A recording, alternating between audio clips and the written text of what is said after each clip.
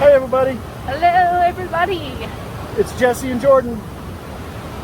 Hi. We are coming to you from Mud Creek Falls. And this is our Soulscape, Soul Escape maybe, Sunday. So what you see behind us right here is the leanings of Mud Creek Falls, and it turns into what this is down here, which is actually Mud Creek.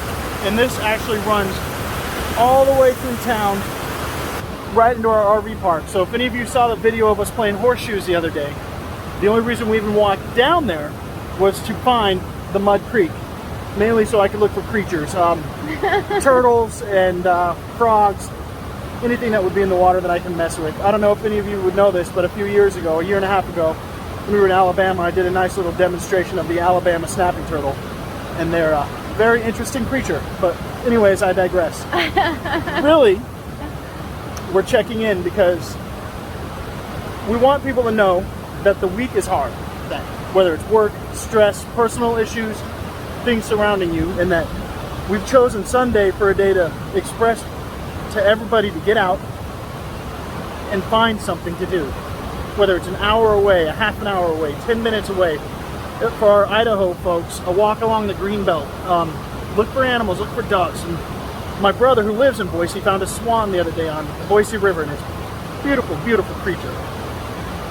Because we know a lot of people try to use Saturdays for chores, things that need to get done. And if they're not, maybe that's the day you guys should destine instead of trying to go out on a Saturday afternoon. Because usually, what do couples like to do on Saturday night? They what do they like call to that? go out. Date night, right? Whether you want to club, dance, party. Another good reason to be out in nature on a Sunday if you can muster the courage after a long evening. I know a lot of our followers out there now are not 21 years old, so the hangover is going to be a little worse for an adult, but this will help to breathe in Mother Nature's air. And yes, if you're courageous like me, I'm thinking about jumping in over here. If we do, Jesse will film it for us. We'll have to put, I don't know if we can do that on the phone, a bubble block, because I'm gonna have to do it in my underwear. Yes, everyone would love to see that. I know. Jordan in his underwear. Believe me, there's a lot of videos out already on social media of that. So probably bare butt too. yeah. On my Facebook page, there's a picture of me when I'm 28 years old, standing in front of the mirror in a worked out Speedo thong, and it's a riot. It's funny. Really, we cannot tell him, Jess. We cannot stress the importance. Yeah, you've got to get out. You have to reconnect. Take your shoes off, get your feet wet, walk in the sand, whatever it takes to get yourself back in touch with nature so that the next week can be handled a little bit easier. I know this past week was a rough one for me. I had a few things. Well, we had the sewer issue come up this past week, and then I've been having some technology issues, which always make me very fiery. So it's good to get out and just relax and enjoy the sounds of nature. A little more description about Mud Creek Falls. From what I read, it's about a 45-foot fall, and it's not even remotely the largest waterfall in Georgia. Not even close. They have one that's 180 feet, just trailblazes down the mountain. But if you're ever in Dillard, Clayton, Georgia area, Highlands, Franklin, North Carolina, and you want to come and see Mud Creek Falls, it's a really cool place. You have picnic tables over here if you want to relax and have lunch.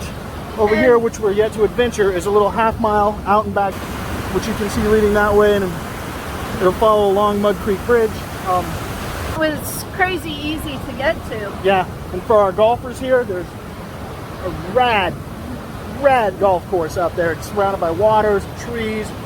It looks like a fun place to tee off 18. That'll be about it. A little description of Mud Creek. Easy to get to. Finally one that we have found where you can play in. Every one of them we find in Georgia there. You have to take steps, and it's guardrails, because there's a lot of people out there that don't do smart things. Me included. I try not to admit it, but it's true. I like to take risks and lean over the edge and walk and jump.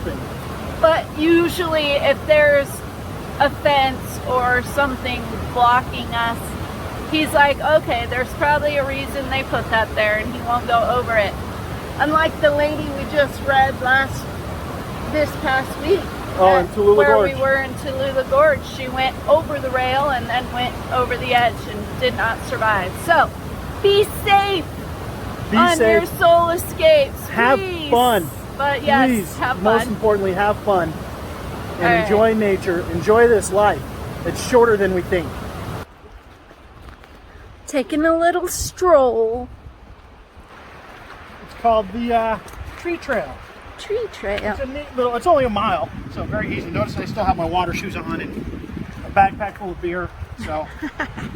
But it's a neat little trail because it identifies, it has signs. We took a picture of what they could be too, but they'll tell you what the trees are so you can learn a little more about the agriculture out here. Horticulture. Horticulture. Thank you. That was the word I was looking for.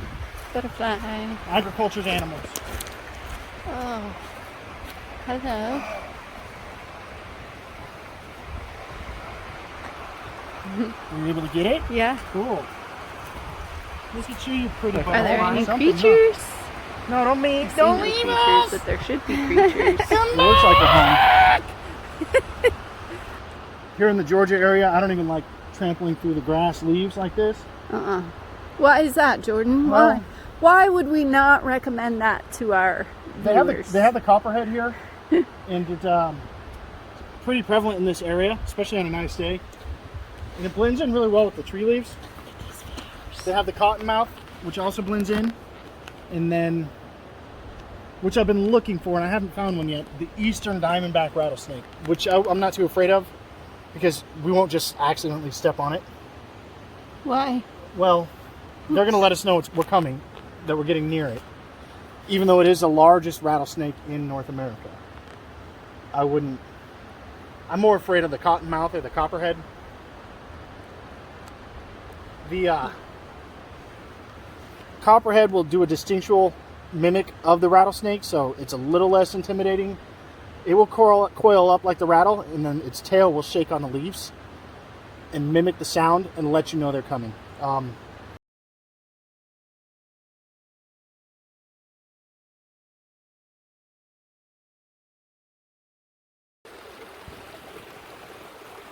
when you see the Copperhead, it's going to be a smaller end of the snake versus the cottonmouth, which could be very well associated with water because it's a water moccasin is another name for them. Regardless, you want to avoid both styles of snakes if you ever see them in the wild. They're very dangerous, very venomous. Truth be told, the Copperhead is way more aggressive and it will strike when feeling in danger. To the falls. Not exactly a road anymore. Good work, GPS.